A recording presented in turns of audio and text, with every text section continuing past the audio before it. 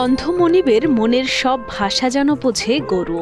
পিঠে হাত রাখলেই গরু হেঁটে চলে মাঠের দিকে, আবার মনিব পানিতে নামতে বললে নেমে পড়ে সে। গোসল শেষে আবারও গ্রামের আঁকাবাঁকা পথ ধরে দৃষ্টি প্রতিবন্ধী কাজে মালিককে নিয়ে বাড়িতে ফিরে যায় গরু।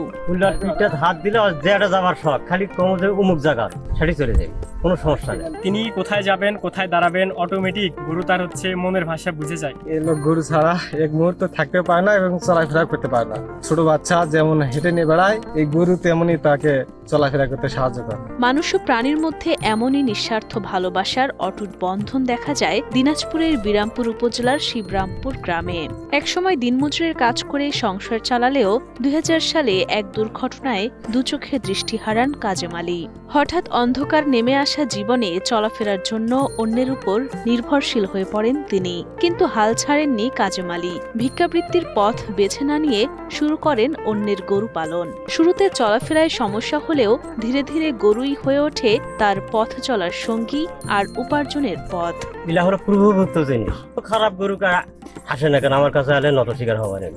কাজেম আলী জানান, গত ২৫ বছর ধরে অন্যের আধি নিয়ে ৩৬টি গরু পালন করেছেন তিনি। প্রতিদিন গরু মাঠে চড়িয়ে ঘাস খাওয়ানো এবং গোসল করানো সহ দেখভালের মাধ্যমে দুধ বা বাছুরের যে ভাগ পান তা দিয়ে চলে তার সংসার ও জীবিকা। ও যখন যেখানে যাবে আমাকে বলে, মা আমি ওখানে যাবো বা এখানে যাবো, আমি নিয়ে যাই সেখানে সাহায্য করি আমি। কিন্তু সবসময় তো আমি শ্বশুরের সাথে সময় দিতে পারি না, তার জন্য গরুটা নিয়ে যাই। গরুই তাকে পথ দেখে দেয়। প্রতিবেশীরা জানান, গরুই এখন কাজেম আলীর চোখ ও পথ প্রদর্শক। তার সংগ্রামী জীবনে গরুর এই প্রভু ভক্তি ও ভালোবাসা সত্যি এক অনন্য দৃষ্টান্ত।